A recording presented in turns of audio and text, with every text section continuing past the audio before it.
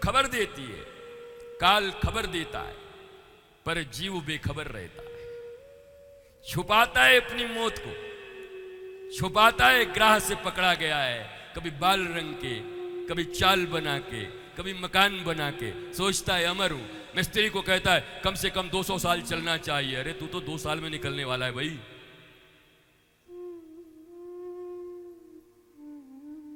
पर अजरता और अमरता की भूख चढ़ी है मनुष्य के ऊपर। अंत में जब इतनी सी सूढ़ बच गई, अब श्वास लेने लायक भी नहीं बचा, लक्ष्मी जी ने एक कमल उठा करके गजेंद्र के सूंड पे मारा। गजेंद्र को याद आया, ओहो इस दुनिया में बचाने वाला कोई नहीं, एक ही है। हरि कह के पुकारा। कहते हैं जैसे हौ बोला वहां से भगवान दौड़े और री बोलते बोलते तक तो मगरमच्छ का उद्धार करके गजराज को बाहर निकाल दिया। गजराज ने प्रणाम किया, प्रभु सबने छोड़ दिया और तुम आके बचा गए। बोला ये लक्ष्मी कौन है? लक्ष्मी ही गुरु हैं। और कमल क्या है? बोला गुरु की वाणी सत्संग है। जीवन के अंतिम क्षणों में कोई काम नहीं आएगा, जीवन के अंतिम क्षण में गुरु का दिया हुआ सत्संग और वाणी काम आएगा और हरि तुम्हें ले जाने के लिए आएंगे। इसलिए वो सत्संग मत भूलना, वो याद रखना सदा।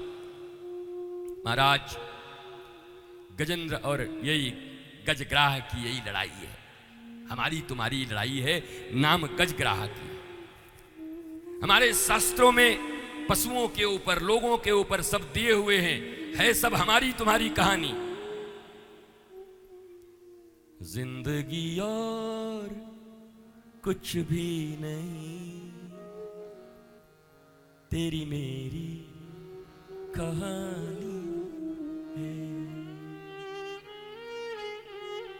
तो ये गज और ग्राह की भी हमारे गाने में रह जाएंगे तो आज जन्म नहीं होगा।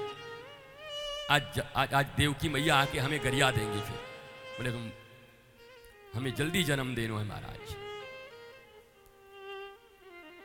तो बात तो उसी की है। जिंदगी में जिसको जितना वेट दोगे, जितना महत्व दोगे, वो तुम्हारे लिए उतना ही प्रभावी होगा। तुम गुरु को महत्व देते ही नहीं, भागवत को महत्व देते ही नहीं, कथा को महत्व देते ही नहीं, क्योंकि अभी एक फोन आ जाएगा तो तुम चले जाओगे। तो फोन ज्यादा महत्वपूर्ण है या भागवत? मुझे बता दो। मीरा जी के एक भाई थे राजा जयमल से। मीरा जी कृष्ण की थी और वो राम के भक्त थे, परम भक्त थे।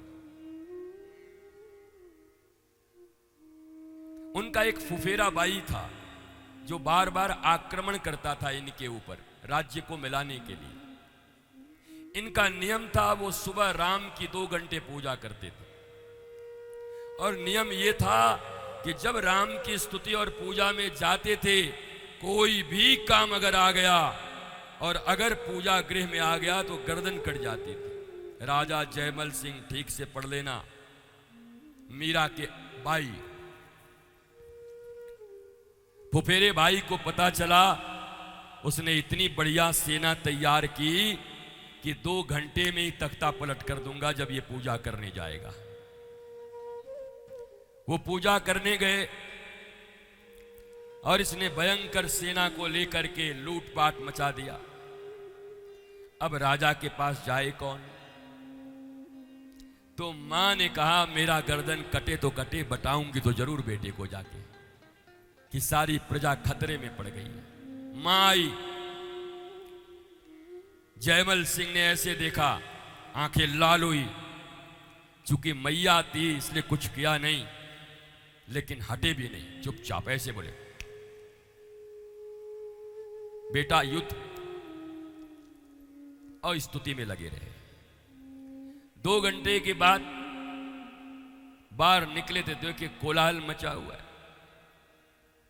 भैया ने बताया हमला हो गया है।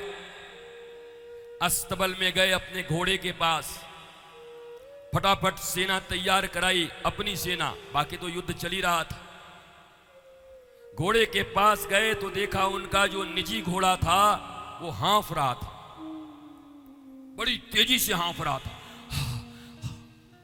आंखें लाल हो गई। मेरे घोड़े की सवारी किसी ने की? किसके हिम्मत जो मेरे घोड़े की सवारी की? कैसे थका है ये?